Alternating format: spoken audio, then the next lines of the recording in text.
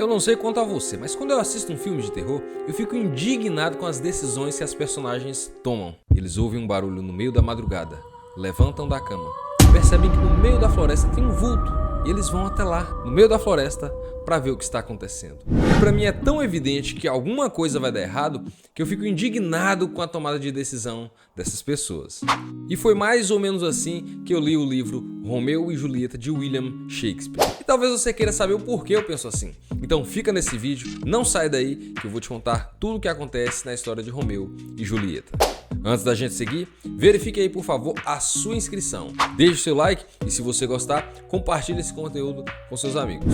A primeira coisa a se dizer é que apenas lendo o livro, você perceberá a forma poética e brilhante como William Shakespeare apresenta essa história.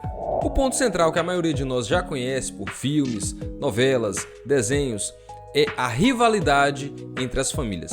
Não era uma rivalidade comum apenas, era ódio. Ao longo do livro a gente percebe que as famílias estavam prontas a matar e a morrer. Romeu é da família dos Montecchios, Julieta é da família dos Capuleto. Quase todo o enredo se passa na cidade de Verona. Toda a história ocorre em um espaço de tempo muito curto, aproximadamente uma semana. É nesse contexto que ocorre uma festa na casa dos Capuletos e Romeu entra de penetra na festa. Era um grande baile de máscaras e por isso Romeu não é reconhecido ali pelas pessoas.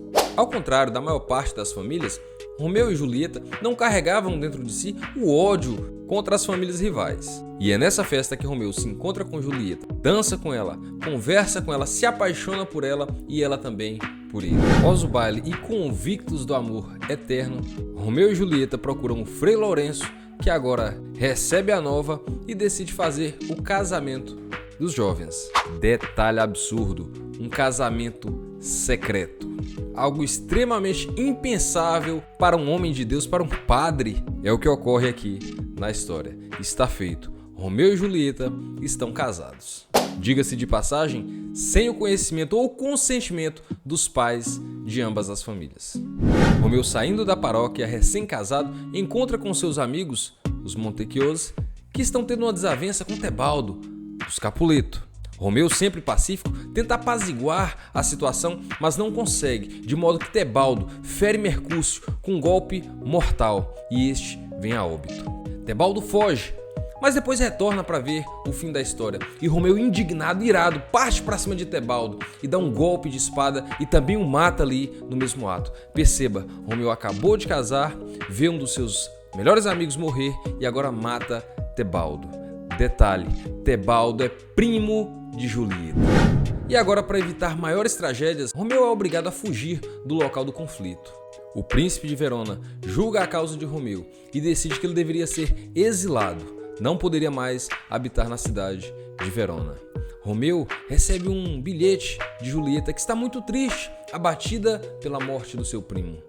Era um convite para ir até a sua casa às escondidas. E Romeu vai para se despedir de Julieta.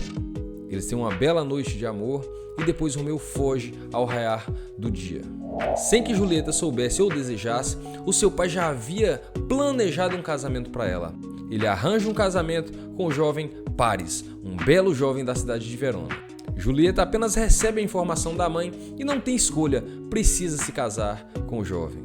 Mas veja o problema criado pelo padre ao fazer um casamento secreto. Uma moça que já era casada agora está prometida em casamento a outro pela família da noiva.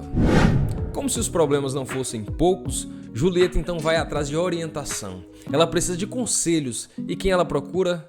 Sim, ela procura o Frei Lourenço, o mesmo que havia realizado o casamento secreto dela com Romeu. Olha, eu não sou uma pessoa apta a dar conselhos, mas se eu pudesse eu diria a Julieta, não procure o Frei Lourenço. É problema esse homem. Mas ela vai até o Frei Lourenço para conseguir talvez dele uma orientação para solucionar esse problema tão grande que agora ela enfrentava. E o conselho do Frei é o seguinte: olha Julieta, nós iremos forjar a sua morte.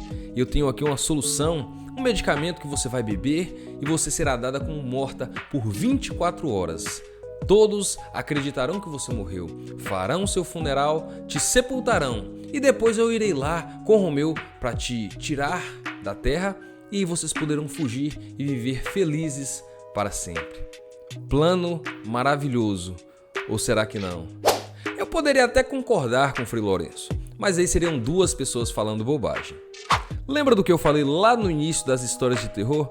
Pois bem, meus amigos, aqui nós temos Julieta está recebendo um conselho extremamente absurdo e ela vai tomar a atitude de beber aquele medicamento. Sim, ela bebe. E ao raiar do dia, ela é dada como morta pelo céu. É uma sequência muito triste, porque enquanto a casa estava toda se preparando durante toda a madrugada para a festa, comidas sendo feitas, preparadas, ornamentações, a banda da festa chegando, todas as pessoas ali já envolvidas naquele clima de casamento de Julieta, chega então a notícia: a moça está morta. E a festa que seria de casamento é trocada por uma festa fúnebre.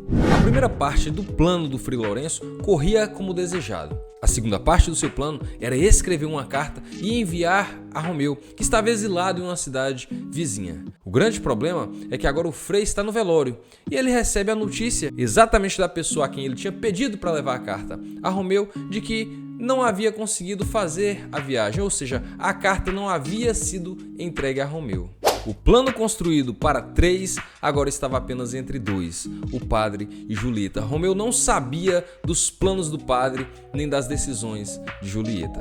A notícia que chega a Romeu é que a jovem Julieta havia morrido. Ele, agora indignado com a situação, ele decide ir a Verona. Ele queria ir a encontrar-se a última vez com o corpo da sua amada. Mas antes de sair, ele decide comprar também uma solução, um veneno, um medicamento ao qual ele poderia beber e morrer próximo ao túmulo da sua amada.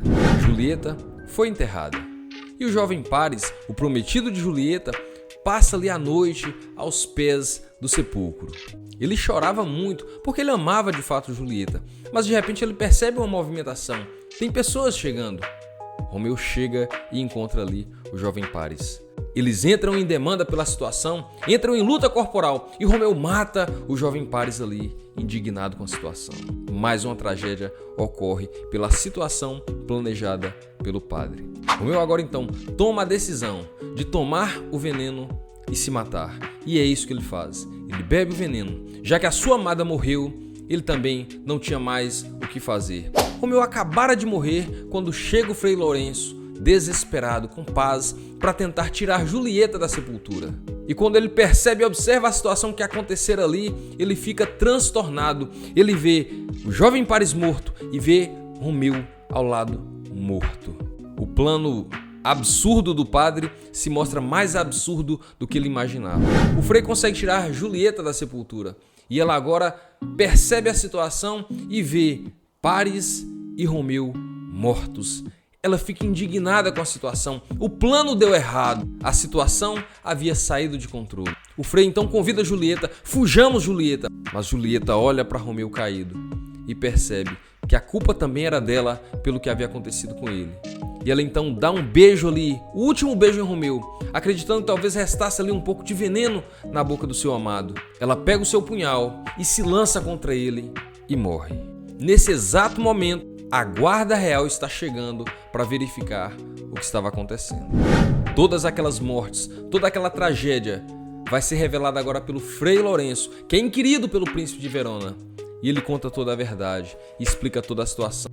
E só agora, no final, diante da morte de Romeu e de Julieta, as famílias percebem que toda aquela guerra, toda aquela desavença, todo aquele ódio só trouxe tragédia a toda aquela família. Eles decidem, diante do príncipe de Verona, fazer um acordo de paz. Todos os conflitos cessariam a partir daquele dia. Foi preciso a morte de Romeu e de Julieta para revelar que o ódio entre as famílias não trazia nada de positivo a elas. Algo que me chama muita atenção em toda a história é que em nenhum momento é apresentado o motivo do ódio das famílias. Quase sempre não é isso que ocorre nas nossas vidas. Às vezes a gente entra em conflito, guerra e guarda rancor e ódio e tristeza no coração contra outras pessoas por tanto tempo que às vezes a gente nem lembra mais qual foi a motivação de tamanha cisão. Refletindo sobre o resultado do ódio carregado por tantos anos pelas famílias e que agora gerou a morte de Romeu e Julieta, a gente pode refletir: vale a pena insistir em uma situação que talvez uma conversa, um bate-papo, teria solucionado todo aquele problema causado? Outra coisa que me incomodou profundamente foi a postura do Frei Lourenço. Eu confesso que é difícil de acreditar que exista um padre tão despreparado para aconselhar um casal de jovens. Mas mais uma vez, ele só aparece na história para dar esse tipo de conselho bizarro porque o ódio abriu portas onde certamente o amor não as teria deixado existir. Se você gostou desse vídeo, deixe o seu like, compartilhe com seus amigos, comente aí o que você achou da história. William Shakespeare é brilhante. Até o próximo vídeo, tchau!